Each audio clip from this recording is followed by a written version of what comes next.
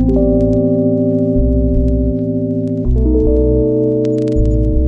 Everyone, welcome back to my YouTube channel. Hope आप लोग सब बढ़िया होंगे। In today's video we will discuss about speciation.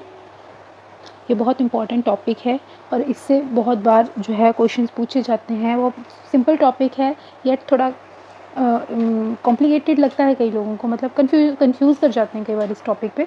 Otherwise बहुत सिंपल सा टॉपिक है ये। And let's discuss this without wasting any time. तो चलिए शुरू करते हैं आज की हमारी इस वीडियो को। स्पीशिएशन शुरू करने से पहले तो हमें पता होना चाहिए स्पीशीज़, क्योंकि कई बार स्पीशीज़ के ऊपर भी डायरेक्ट क्वेश्चन जो है वो पूछा जाता है। एज यू नो, अभी सेट का एग्जाम हुआ था, उसमें भी स्पीशीज़ से रिलेटेड जो है वो डायरेक्ट क्वेश्चन पूछा गया था कि स्पीशीज़ क्या होती हैं। तो सबसे पहले तो आपको स्पीशीज़ का पता होना चाहिए कि स्पीशीज़ क्या होती हैं। तो स्पीशीज़ क्या होता है? स्पीशीज़ ऐसे ग्रुप ऑफ ऑर्गेनिजम्स को कहा जाता है जो कि एक दूसरे के साथ में रिप्रोड्यूस कर सकें। स्पीशीज़ का मतलब ये नहीं है कि कोई ऑर्गेनिज्म एक जगह पे रह रहा है तो वो एक स्पीशीज़ होगी, या वो एक ही नीश फॉलो कर रहा है तो वो एक स्पीशीज़ हो गई, या वो एक ही उसकी मॉर्फोलॉजी है तो वो एक स्पीशीज़ हो गई, या उसका फंक्शन सेम है वो एक स्पीशीज़ हो गई। नहीं, सबसे बेस्ट एंड डेफिनेशन जो है या जो भी इसका आंसर है स्पीशीज़ का, वो यही है कि कोई भी ग्रुप ऑफ ऑर्गेनिज्म जो फ्रीली एक दूसरे के साथ में नेचर में ब्रीड कर सकता है और एक फर्टाइल ऑफस्प्रिंग प्रोड्यूस कर सकता है, उसको हम स्पीशीज़ बोलते हैं। तो चलिए, इसको मैंने आगे भी ऐड किया है। अभी फ़िलहाल हम शुरू करते हैं। हमारा टॉपिक है स्पीशिएशन। तो स्पीशिएशन से आप क्या समझते हैं? स्पीशिएशन क्या होता है? तो स्पीशिएशन वो प्रोसेस होती है जिसमें कि एक नई स्पीशीज़ बनती है। नई स्पीशीज़ बनने की जो प्रोसेस होती है उसको हम स्पीशिएशन कहते हैं। स्पीशिएशन जो है, हमारे पास बड़े सारे फैक्टर्स हैं। जब साइंटिस्ट ने इसके ऊपर वर्क किया तो उन्होंने बड़ी सारी थ्योरीज़ दी। किसी ने स्पीशीज़ को कुछ कहा, किसी ने स्पीशीज़ को कुछ कहा। अभी तो हमें पता है कि स्पीशीज़ क्या होती है, वो ग्रुप ऑफ ऑर्गेनिज्म जो फ्रीली आपस में रिप्रोड्यूस कर सकते हैं और फर्टाइल ऑफस्प्रिंग प्रोड्यूस कर सकते हैं। बट जब ये स्टेटमेंट पता नहीं थी तो उससे पहले बहुत सारे साइंटिस्ट आए, सबने अपनी अपनी हाइपोथेसिस दी कि स्पीशीज़ ये होती है, स्पीशीज़ वो होती है। तो हम एक एक करके जो है इनके बारे में देखेंगे। ज़्यादा नहीं, इंपॉर्टेंट नहीं है, बस आपको नाम पता होना चाहिए। एक बायोलॉजिकल स्पीशीज़ कॉन्सेप्ट है जो इसमें इंपॉर्टेंट है, बाकी का आपको पता होना चाहिए कि किसने क्या कहा था। तो सबसे पहले अगर हम बात करें फर्स्ट मॉर्फोलॉजिकल सिमिलैरिटीज़ की, या मॉर्फोलॉजिकल आप कह सकते हो स्पीशीज़ कॉन्सेप्ट की, तो इस कॉन्सेप्ट में साइंटिस्ट क्या कहते थे कि जो भी सिमिलर लुकिंग ऑर्गेनिजम्स होते हैं, जो बाहर से देखने में आपको सेम सेम लगेंगे, कि वो सारे के सारे एक ही स्पीशीज़ में आ जाते हैं। तो आपके हिसाब से ऐसा होना चाहिए कि जो भी सिमिलर लुकिंग स्पीशीज़ है वो एक ही स्पीशीज़ में होनी चाहिए? नहीं, है ना। स्पीशीज़ सिमिलर होने से थोड़ी ना कुछ होता है। शक्ल अब आप देख लीजिए, बहुत सारे एक्ट्रेसेस हैं या एक्टर्स हैं जिनके आपको देखना पड़ेंगे। इंस्टाग्राम पे आप देखोगे, आप बहुत सारे सिमिलर लुकिंग लाइक्स दिखने को मिलते हैं। मतलब बहुत सारे एक्टर्स ऐसे हैं जिनके हूबहू डुप्लीकेट्स आपको बहुत सारे मिल जाएंगे। तो इसका मतलब ये थोड़ी ना कि वो भाई भाई हो गए, ऐसा तो नहीं होता। तो वैसे ही सिमिलर लुकिंग स्पीशीज़ का मतलब ये नहीं है कि वो एक स्पीशीज़ से ही बिलोंग करते हैं। क्लियर? तो नेक्स्ट है हमारे पास में जेनेटिक स्पीशीज़ कॉन्सेप्ट। ये लॉट्सकी ने दिया था जेनेटिक स्पीशीज़ कॉन्सेप्ट, और इन्होंने कहा था कि दो ऑर्गेनिज्म जेनेटिकली आइडेंटिकल होते हैं। तो काफ़ी हद तक आप कह सकते हो कि जेनेटिकली आइडेंटिकल होते हैं, पर आइडेंटिकल नहीं कह सकते, आप जेनेटिकली सिमिलर कह सकते हैं ऑलमोस्ट। वो भी कि पूरी तरह तो नहीं हो सकते हैं ना, कि जेनेटिक एक एक चीज़ उनकी जेनेटिकली सेम टू सेम है स्पीशीज़ में। तो उस हिसाब से तो जो हम ह्यूमन्स हैं, होमोसेपियंस हैं, तो हमारे तो सब के सब हमारा सेम डीएनए होना चाहिए था, सब जेनेटिक मेकअप हमारा बिल्कुल एग्जैक्ट सेम होना चाहिए था अगर हम एक ही स्पीशीज़ के हैं तो। बट ऐसा नहीं होता है। हर इंडिविजुअल का डीएनए जो है, इवन रियल ब्रदर जो सिबलिंग्स होते हैं उनका भी डीएनए जो होता है वो अलग होता है। तो ये हम नहीं कह सकते कि सारे के सारे ऑर्गेनिजम्स एक स्पीशीज़ में जो है वो एक जेनेटिकल मेकअप कैरी करते हैं। तो इस स्टेटमेंट को या इस हाइपोथेसिस को भी डिस्कार्ड कर दिया गया। उसके बाद आते हैं इकोलॉजिकल स्पीशीज़ कॉन्सेप्ट में। तो इकोलॉजिकल स्पीशीज़ कॉन्सेप्ट हमें ये बोलता है कि सेम स्पीशीज़ जो है वो सेम रिसोर्सेज को यूज़ करती है। ठीक है, अब सेम स्पीशीज़ सेम रिसोर्सेज मतलब अगर गाय जो है घास खा रही है तो इसका मतलब कि सारी की सारी गायें घास खाएंगी। चलो, ये तो हम मान लेते हैं एक बात पे। तो घास तो हिरन भी खा रहा है, घास तो और भी हर्बीवोरस एनिमल्स खा रहे हैं। तो क्या इसका मतलब वो सारे के सारे एक ही स्पीशीज़ में आ जाएंगे? है ना। फूड हैबिट्स तो हमारे पास में तीन ही है, या तो हर्बीवोरस हो सकता है कोई, या तो कार्निवोरस हो सकता है, या तो ओमनीवोरस हो सकता है। एक डेट्रिटिवोरस रख लो आप, है ना, डिकम्पोजर रख लो, तो इन चलो 4-5 कैटेगरीज हैं। तो क्या हमारे पास पूरी वर्ल्ड में सिर्फ 5 ही कैटेगरीज हैं या 5 ही स्पीशीज़ हैं? तो हम ऐसा नहीं कह सकते कि स्पीशीज़ जो होती हैं वो सिमिलर रिसोर्सेज के ऊपर फीड करती हैं या सिमिलर रिसोर्सेज जो जो शेयर करता है वो एक स्पीशीज़ होता है। तो सब साइंटिस्ट ऐसी कुछ बेढंगी सी डेफिनेशंस दे रहे थे जिसका कोई लॉजिक नहीं बन रहा था। उसके बाद आए अर्न्स्ट मेयर। तो अर्न्स्ट मेयर ने बहुत इंपॉर्टेंट एक कॉन्सेप्ट दिया, बायोलॉजिकल स्पीशीज़ कॉन्सेप्ट, और ये बहुत बार कई बार आपके प्रीवियस ईयर क्वेश्चंस में आप देखोगे ना, बड़े सारे एग्जाम्स में ये पूछा जाता है कि किसने ये बायोलॉजिकल स्पीशीज़ कॉन्सेप्ट दिया था। तो आपको पता होना चाहिए कि अर्न्स्ट मेयर ने जो है ये स्पीशीज़ कॉन्सेप्ट दिया था। तो इन्होंने ही जो आज की डेट में हम डेफिनेशन स्पीशीज़ की पढ़ते हैं, तो वो अर्न्स्ट मेयर ने ही हमें बताई है। अर्न्स्ट मेयर क्या बोलते हैं कि स्पीशीज़ क्या होती है, कोई ग्रुप ऑफ ऑर्गेनिज्म जो कि एक दूसरे के साथ फ्रीली इंटरब्रीड कर सकते हैं नेचर में, और एक वायबल मतलब कि फर्टाइल, मतलब जो काबिल है फर्टाइल आगे ऑफस्प्रिंग प्रोड्यूस करने के, तो वो जो हमें देता है। और reproductively isolated, very important point, reproductively isolated होता है बाकी ग्रुप के मेंबर से, तो उसको हम स्पीशीज़ बोलते हैं। स्पीशीज़ की डेफिनेशन समझ आई। स्पीशीज़ वो ग्रुप ऑफ ऑर्गेनिजम्स होते हैं जो नेचर में एक दूसरे के साथ फ्रीली इंटरब्रीड कर सकते हैं और एक वायबल फर्टाइल ऑफस्प्रिंग प्रोड्यूस कर सकते हैं, और वो रिप्रोडक्टिवली आइसोलेटेड होते हैं अदर ग्रुप ऑफ मेंबर्स के साथ। सिंपल भाषा में अगर मैं इसको समझूं तो एक डॉग जो है वो एक डॉग के साथ ही तो ब्रीड कर सकता है, और आगे जो उनकी जनरेशन मिलेगी हमें वो भी डॉग ही मिलेगा। ऐसा तो नहीं हो सकता ना कि डॉग कैट के साथ ब्रीड कर रहा है और आगे कुछ हमें जो प्रोजेनी मिल रही है वो फर्टाइल मिल रही है, नहीं हो सकता ना ऐसा। तो ये जो है इसमें आ जाता है। बट इसका एक आप अगर मैं आपको एक्सेप्शन बताऊँ तो अभी एक म्यूल और एक हाइनी आपने वर्ड अगर सुना होगा तो वो भी है। म्यूल क्या होता है और हाइनी क्या होता है आपको पता है ना, जब हॉर्स और डंकी का जो फ्यूज़न मेट कराया जाता है उनको, तो जो उनकी प्रोजेनी होती है उसको म्यूल और हाइनी बोलते हैं। ठीक है, वो तो इनफर्टाइल होती है ना। ये एक इसका एक्सेप्शन आ जाता है कि जब आप दो अलग अलग उसको ब्रीड करवा के जो उनको प्रोजेनी मिल रही है वो क्या मिल रही है, उनकी नॉन फर्टाइल मिल रही है। ये एक एक्सेप्शन है। इसके अलावा आप देख लीजिए स्पीशीज़ को पूरा कॉन्सेप्ट बिल्कुल परफेक्ट है, कोई इसमें वो नहीं है, दो राय नहीं है।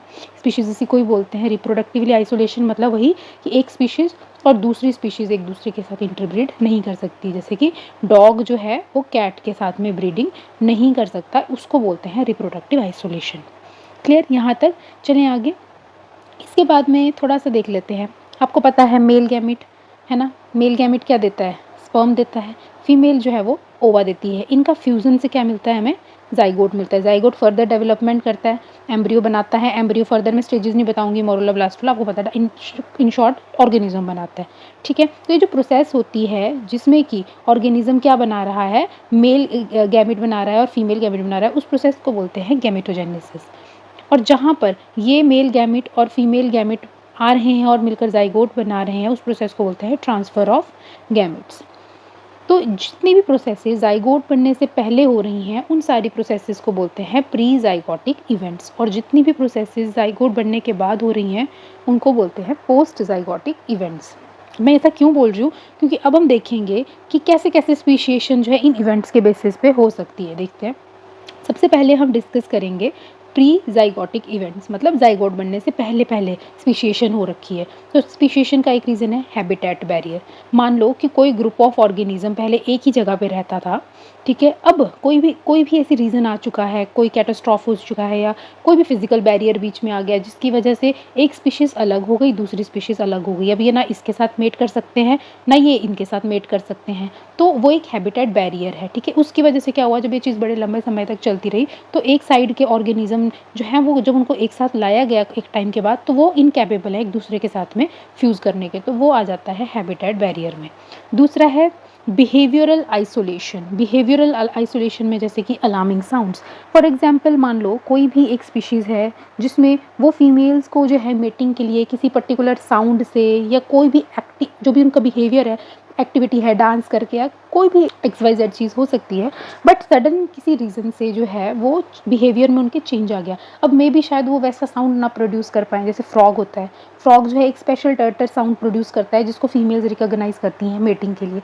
बट मान लो कोई भी प्रोसेस, कोई भी चीज़ ऐसी हो गई, रीज़न हो सकता है ऐसा कि जो फ्रॉग है अब वो वाला साउंड ना प्रोड्यूस करके शायद कोई और साउंड प्रोड्यूस कर रहा है, जिसकी वजह से फीमेल उसको रिकॉग्नाइज नहीं कर पा रही है। नॉट ऑल फ्रॉग, जो भी फ्रॉग ये नहीं कर पा रहा है, वो तो इनकैपेबल है, फीमेल उसको पहचान नहीं रही है, वो उसके साथ मेट ही नहीं करेगी। ठीक है, तो इस तरह से भी क्या हो सकता है कि जब वो उनके साथ मेटिंग नहीं होगी तो एक लंबा टाइम ऐसा आ जाएगा कि वो इनकैपेबल हो जाएंगे एक दूसरे के साथ मेट करने के लिए, तो वो आ जाता है बिहेवियरल आइसोलेशन। आइसोलेशन। फिर उसके बाद है टेम्पोरल आइसोलेशन। टेम्पोरल आइसोलेशन मतलब दोनों का टाइम अलग है, मतलब कि मेल और फीमेल्स जो हैं वो, या मेल्स और फीमेल्स या फिर कोई भी ग्रुप ऑफ ऑर्गेनिज्म जो है वो अलग अलग टाइम पे जो है वो मेटिंग बिहेवियर शो करते हैं। जैसे कि फॉर एग्जांपल एक एक्सपेरिमेंट किया गया कि एक एनिमल लिया गया, उनको क्या किया गया, एक को कैपेबल बनाया कि वो सिर्फ रात में ही ब्रीडिंग कर सकते हैं, और दूसरा ग्रुप जो बी ग्रुप था उनको बनाया कि वो मॉर्निंग में ही ब्रीड कर सकते हैं। ठीक है, तो क्या हुआ, बड़े लंबे टाइम तक जो है ये प्रोसेस रिपीट करी गई कि जो ए ऑर्गेनिज्म है वो क्या कर रहा था, सिर्फ नाइट में ब्रीडिंग कर रहा था, और बी वाला मॉर्निंग में ब्रीडिंग कर रहा था। तो बड़ी लंबे टाइम तक ये चीज़ की गई। तो एक पॉइंट ऐसा आ गया कि जब ए और बी को एक साथ रखा गया, तो ए क्योंकि नाइट में ब्रीडिंग के लिए कैपेबल था, तो वो मॉर्निंग में ब्रीड नहीं कर पा रहा था उसके साथ में, बी के साथ में, और बी जो था वो मॉर्निंग के लिए कैपेबल था, तो वो नाइट में नहीं कर पा रहा था। तो दोनों में क्या आ रहा था, टाइमिंग का डिफरेंस आ रहा था, जिसकी वजह से वो एक दूसरे के साथ में क्या नहीं कर पा रहे थे, ब्रीड नहीं कर पा रहे थे, इंटरब्रीड नहीं कर पा रहे थे। तो इसकी वजह से भी क्या हुआ, फिर लंबे समय तक जब ये चीज़ हुई तो एक नई स्पीशीज़ जो है वो इवॉल्व हो गई। फिर उसके बाद है गैमेटिक आइसोलेशन। गैमेटिक आइसोलेशन मतलब आपने ओवा का स्ट्रक्चर देखा हुआ है ना, एग का स्ट्रक्चर देखा है। एग के स्ट्रक्चर के बाहर एक ज़ोना पेलोसिडा की लेयर होती है, तो उस ज़ोना पेलोसिडा की लेयर के ऊपर एक रिसेप्टर प्रेजेंट होता है जिसको बोलते हैं ZP3 का रिसेप्टर। इस ZP3 के रिसेप्टर के ऊपर एक पर्टिकुलर जो लाइगेंड है वो स्पर्म से आता है, जो उसको रिकॉग्नाइज करता है कि ये मेरी अपनी ही स्पीशीज़ का स्पर्म है। वरना ऐसा क्यों नहीं करते हैं कि किसी का भी स्पर्म किसी और एग को क्यों नहीं फर्टिलाइज कर सकता, इसका रीज़न है ये ZP3 रिसेप्टर। ये ZP3 रिसेप्टर होता है स्पेसिफिक अपनी ही स्पीशीज़ के लाइगेंड के लिए। जब इसको अपनी स्पीशीज़ से इसका लाइगेंड मिलेगा तभी ये रिसेप्टर उसके साथ बाइंड करेगा और क्या करेगा, आगे रिएक्शन को फर्दर फॉलो करेगा। तो जब मान लो कि इस रिसेप्टर के अंदर ही थोड़ा बहुत क्या आ गया, ज़्यादा नहीं थोड़ा बहुत फ़र्क आ गया, तो क्या होगा कि जो तो ऑर्गेनिजम्स का लाइगेंड इसके साथ बाइंड करेगा वो तो फर्टिलाइजेशन कर लेंगे, लेकिन जो नहीं कर पाएंगे, जिनका लाइगेंड इतना कैपेबल नहीं होगा, क्या लाइगेंड कहाँ से आ रहा है, वो स्पर्म से आ रहा है, ठीक है, तो वो इसके साथ क्या बाइंड नहीं कर पाएगा, तो वो अब ऑब्वियसली वहाँ पे क्या आ जाएगा, एक बैरियर आ जाएगा। बड़े लंबे टाइम तक ये चीज़ रहेगी तो फिर नई स्पीशीज़ बन जाएगी। जोग्राफिकल आइसोलेशन, वही रीज़न कि लंबे समय तक अलग अलग जगहों पे रहे कि अब उनको अगर हम साथ में भी रख रहे हैं तो वो एक दूसरे के साथ रिप्रोडक्टिवली फिट वो है ही नहीं। उसको मैकेनिकल आइसोलेशन भी हो सकता है कि मेल और फीमेल के जो सेक्स ऑर्गन्स हैं वही इनकम्पैटिबल हैं, वही नहीं कैपेबल हैं कि वो क्या कर सके, रिप्रोड्यूस कर सकें। ठीक है, तो ये प्री ज़ाइगोटिक, देखो प्री ज़ाइगोटिक क्यों बोला, क्योंकि अभी हमारा कोई ज़ाइगोट नहीं बना, ये उससे पहले ही सारी चीज़ें हो रही हैं। ज़ाइगोट बनने का तो मौका ही नहीं मिल रहा है, उससे पहले ही रीज़न हमें इतने मिल चुके हैं कि स्पीसिएशन हो सकती है। अब पोस्ट ज़ाइगोटिक, अब मान लो ज़ाइगोट बन गया, अब पर वो ज़ाइगोट कैसा है, अनवायबल है। ठीक है, ज़ाइगोट बन तो गया पर उस ज़ाइगोट का क्या फ़ायदा, जैसे डॉग है, ये आपका ये है म्यूल है, ठीक है, हॉर्स और डंकी की प्रोजेनी है। अब वो बन तो गई म्यूल, पर उसका फ़ायदा क्या है, वो तो आगे इनफर्टाइल है ना, वो तो कैपेबल ही नहीं है, स्टीराइल है। इसका एग्जाम्पल ये आ जाएगा हाइब्रिड स्टीराइल। एम्ब्रियो ही अनवायबल, चलो ज़ाइगोट बन भी गया, आगे एम्ब्रियो अनवायबल हो गया। तो ये कुछ पोस्ट ज़ाइगोटिक इवेंट्स हैं। ठीक है, ये तो बेसिक सी इन्फॉर्मेशन मैंने आपको बता दी कि स्पेसिएशन होने के क्या क्या रीज़न हो सकते हैं। अब हम टाइप्स ऑफ स्पेसिएशन देखेंगे कि कितनी तरह की स्पेसिएशन होती है, तो ये काफ़ी इंपॉर्टेंट है, इसको ध्यान से सुनिएगा।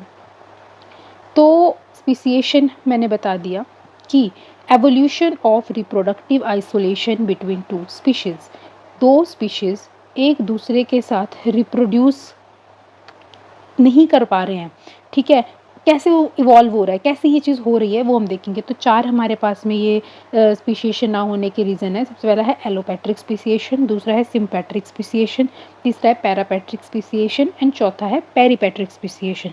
तो ये अभी आपको सुनने में ईज़ी लगता है, लेकिन जब एग्जाम्स में ये टर्म्स आती है ना तो फिर उस टाइम याद नहीं रहता है कि किस में हमने क्या पढ़ा हुआ था। तो हम अभी इसको एक बार ध्यान से देख लेते हैं। सबसे पहले हम एलोपेट्रिक स्पेसिएशन की बात करते हैं कि एलोपेट्रिक स्पेसिएशन जो है वो क्या होता है। तो एलोपेट्रिक में सबसे पहले तो आपको एलो का मतलब क्या होता है, एलो का मतलब होता है डिफरेंट, और पैट्रिक का मतलब क्या होता है, स्पेस, मतलब डिफरेंट स्पेस में रह रहे हैं। तो अगर आप ध्यान से देखो, मैंने यहाँ पे एक डायग्राम से आपको बताती हूँ। देखो यहाँ पे एक स्पीशीज़ है, ठीक है, ये सारे पहले मिल बांट के एक साथ एक ही जगह रह रहे थे। कुछ भी रीज़न हुआ, मान लो अर्थक्वेक हुआ, फ्लड आ गया, कोई भी रीज़न हो सकता है जिसकी वजह से क्या हुआ कि अब ये जो है एक बीच में क्या आ गया, एक फिजिकल बैरियर आ गया। मान लो चलो अर्थक्वेक आ गया तो बीच से क्या हो गया, ये बीच में एक एरिया बन गया जहाँ पे क्या बन गई, एक नदी बन गई है बहुत बड़ी। अब क्या हो गया कि स्पीशीज़ 1 ना उधर जा सकते हैं, ना स्पीशीज़ 2 वाले इधर आ सकते हैं। मतलब अभी तो मैं स्पीशीज़ 2 कह रही हूँ, पर क्या हुआ कि जो ऑर्गेनिज़्म इस तरफ रह गए वो उस तरफ नहीं जा सकते, उस तरफ रह गए वो इस तरफ नहीं आ सकते। तो जब वो इतने लंबे टाइम तक एक-दूसरे के साथ में मेट नहीं कर रहे हैं, तो उससे क्या हो जाएगा? क्योंकि देखो अब आप बोलोगे मैम कि वो क्यों नहीं कर रहे हैं? ऐसा कैसे हो गया? जब वो एक स्पीशीज़ थे वो तो कभी भी आ जाके कर सकते हैं एक-दूसरे के साथ में। देखो एवोल्यूशन तो हो ही रहा है, हर ऑर्गेनिज़्म अपने आप को चेंजिंग एनवायरनमेंट में क्या कर रहा है? अडैप्ट कर रहा है। अब कुछ भी रीज़न हो सकता है, मान लो ए साइड वाले ऑर्गेनिज़म्स के वहाँ पे एनवायरनमेंट कुछ और है, वो अपने आप को उस हिसाब से अडैप्ट कर रहे हैं। बी वाले के साथ वहाँ पे एनवायरनमेंट कुछ और है, वो अपने आप को उस हिसाब से अडैप्ट कर रहे हैं, है ना? तो दोनों में क्या आ रहे हैं? चेंजेस भी तो आ रहे हैं विद टाइम। तो उसकी वजह से वो आपस में क्या नहीं कर पाए, फिर मेट नहीं कर पाए जियोग्राफिकल बैरियर की वजह से, या फिजिकल बैरियर भी कई बार लिखा जाता है। तो क्या हो गया फिर, जब वो नहीं कर पाए लंबे टाइम तक, तो एक नई स्पीशीज़ बन गई। तो वही चीज़ हमने बोली है, the process of evolution of reproductive isolation between two population is due to physical and geographical barrier. तो एलओ आपने याद रखना है, एलओ का मतलब होता है डिफरेंट, डिफरेंट स्पेस। तो बीच में कोई भी फिजिकल या ज्योग्राफिकल बैरियर आ जाएगा। ठीक है, ज्योग्राफिकल बैरियर कुछ भी हो सकता है, पहाड़ हो सकता है, नदी हो सकता है, समंदर हो सकता है, कोई भी अर्थ से रिलेटेड कोई भी चीज़ आई तो वो सारी किस में आ जाएगी, फिजिकल या ज्योग्राफिकल बैरियर में आ जाएगी। तो उस प्रोसेस को बोलते हैं एलोपैट्रिक स्पीसिएशन। उसके बाद है सिम्पैट्रिक स्पीसिएशन। तो सिम्पैट्रिक स्पीसिएशन क्या है? सिम मतलब सेम और पैट्रिक मतलब प्लेस। अब मान लो कि एक ये पॉपुलेशन है, एक ही जगह रह रही थी सारी, है ना? बीच में कोई एक ऑर्गेनिज्म या इंडिविजुअल है जिसमें क्या हो गई, म्यूटेशन हो गई। म्यूटेशन होने से क्या हो गया वो वहाँ से उसने अपनी एक अलग पॉपुलेशन बना दी। अब म्यूटेशन कर ली ना उसने, तो वो म्यूटेशन करके किसी और के साथ में क्या हो रहा है, इनकैपेबल हो रहा है रिप्रोड्यूस करने के। तो वो क्या कर रहा है, अपनी एक अलग न्यू पॉपुलेशन बना रहा है। ठीक है, सडन म्यूटेशन, या ऐसा तो हो रही एक ऑर्गेनिज्म में हो गया, मैं ऐसे एक बता रही हूँ, बट कुछ ऑर्गेनिजम्स ऐसे थे जिनमें ये सडन म्यूटेशन हो गई, जिसकी वजह से अब वो क्या कर सकते हैं, वहाँ पे और लोगों के साथ जो भी वहाँ पे थे उनके साथ मेट नहीं कर सकते। तो अब जिनमें म्यूटेशन है वही आपस में मेट कर सकते हैं, तो उन्होंने फिर अपनी एक अलग ही पॉपुलेशन बना ली। तो जब भी आपके पास इस तरह से जेनेटिक लेवल पे चेंजेस आते हैं जिसकी वजह से आपस में रिप्रोडक्शन नहीं हो सकती है, मेटिंग नहीं हो सकती है, तो उस तरह की स्पीसिएशन को हम कहते हैं सिम्पैट्रिक स्पीसिएशन।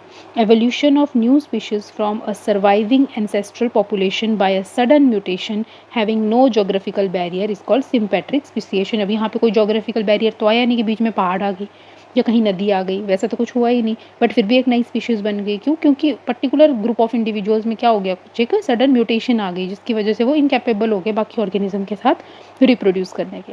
नेक्स्ट चलते हैं, नेक्स्ट हमारे पास में है पैरापेट्रिक स्पीसिएशन। तो पैरापेट्रिक स्पीसिएशन बहुत रेयर होती है देखने में। ये कब होती है देखो, it occurs when populations are separated by not physical और geographical barrier but by extreme change in habitat. मान लो एनवायरमेंटल कंडीशन जो है वो ऐसी हो गई कि अब वो जो है एक दूसरे के साथ में नहीं कर पा रहे हैं रिप्रोड्यूस। मतलब कि आपने याद रखना है कि जब भी एनवायरमेंट में या जो भी हैबिटेट है उसमें चेंज आएगा तो उस तरह की स्पीसिएशन को बोलते हैं पैरापेट्रिक स्पीसिएशन। फिर उसके बाद आते हैं पेरीपेट्रिक स्पीसिएशन में। तो पेरीपेट्रिक, पेरी का मतलब आपको पता है पेरीफ्री, आउटर सरफेस।